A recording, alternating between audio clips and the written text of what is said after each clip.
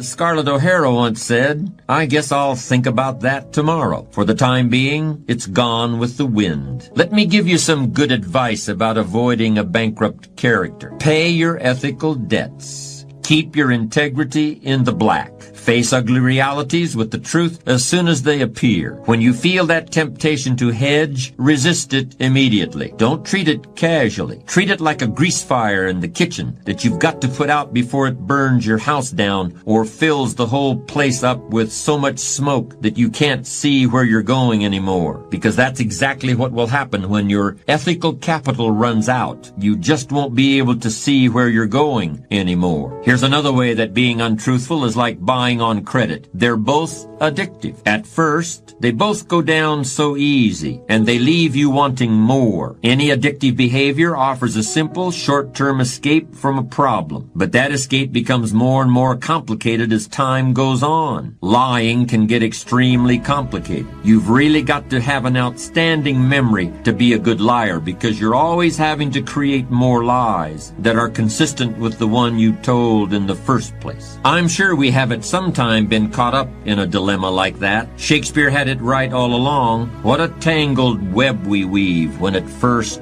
we practice to deceive. Maybe you think I'm being a bit tough here. Am I really saying that in every instance you've got to tell the truth, the whole truth, and nothing but the truth? So if somebody asks me, "How are you today?" I'm supposed to say, "Well, I gotta be honest with you. I have a sore finger. Last night I had a headache. And I've got to admit that my foot hurts a little." No, that's not what I mean. In fact, I think there are many times when some flexibility with the whole truth and nothing but the truth is called for, and I'll be discussing those later. Outright lying, however, planned lying, lying with an ulterior motive, lying for personal gain, that kind of lying is definitely something to be avoided. But untruthfulness is so tempting today, and I want to spend a little more time on it. I want to make a clear distinction between what I call foolish lying or silly lying or stupid lying and lying that is downright evil and poisonous to the character. Boasting, bombast,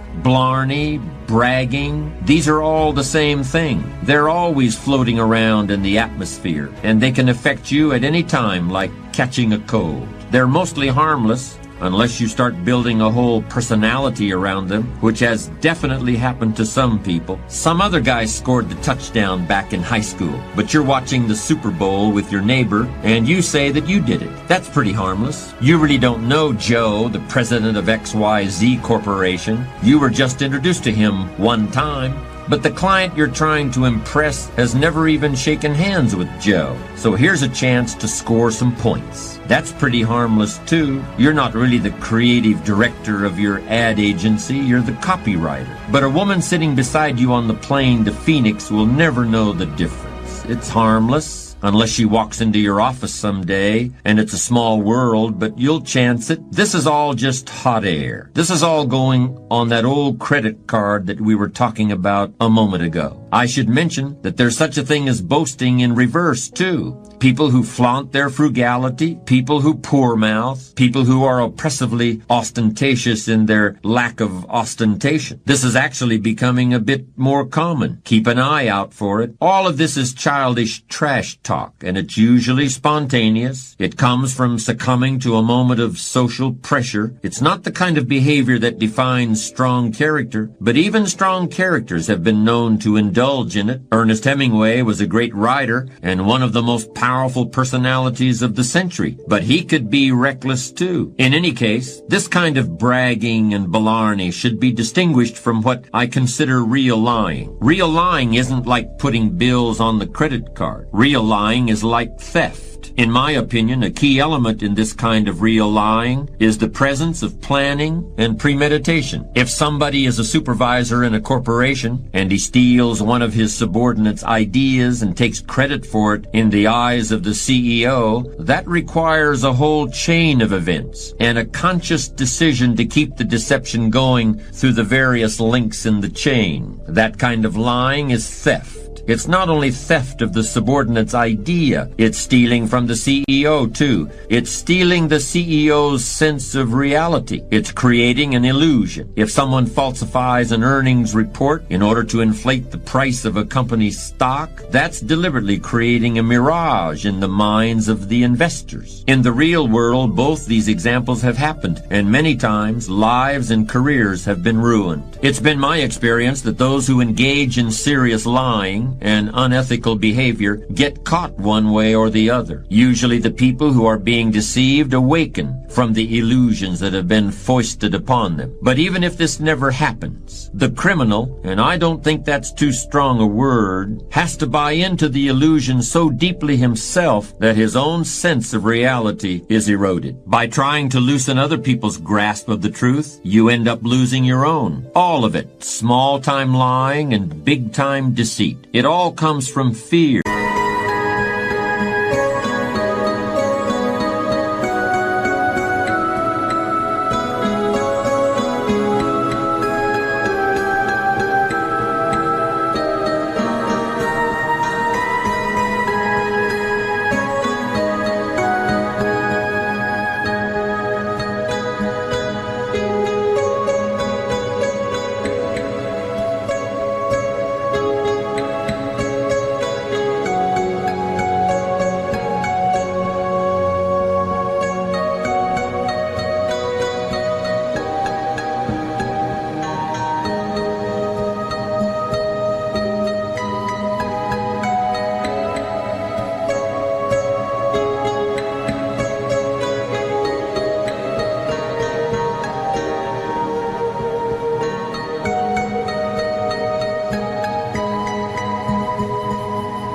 Somebody is afraid the truth about themselves isn't good enough, so they depart from the truth. Somebody secretly fears that they can't really come up with ideas of their own, so they steal somebody else's ideas. Or they fear their company isn't really going to succeed, so they come up with a way to inflate the share prices. It's really cowardice. Remember what we said about courage? Courage is fearing the right thing at the right time and in the right way. Fear the temptation to misrepresent who you are or what you've done or intend to do. Trust who you really are. Trust your ability to earn the respect of others. Pay whatever price the truth costs. Pay that bill immediately, because in the long run, it's a real bargain. When you're in a leadership position, whether it's in a business or as the head of a family, honesty and integrity are not as important as money or shelter or a telephone. Honesty and integrity are infinitely more important than any of those things. They're about as important as having air and food and water. For a leader, honesty and integrity are absolutely essential to survival. A lot of business people don't realize how closely they're being watched by their subordinates. Remember when you were a kid in grammar school, how you used to sit there staring at your teacher all day? By the end of the school year, I'll bet you could have done a perfect imitation of all your teacher's mannerisms. I'll bet you were aware of the slightest nuances in your teacher's voice. All the little clues that distinguished levels of meaning, that told you the difference between bluff and now I mean business. You were able to do that after 8 or 9 months of observation. Suppose you had 5 or 10 years. Do you think there would have been anything about your teacher you didn't know? As a manager, there probably isn't anything your people don't know about you right this minute. If you haven't been totally above board and honest with them,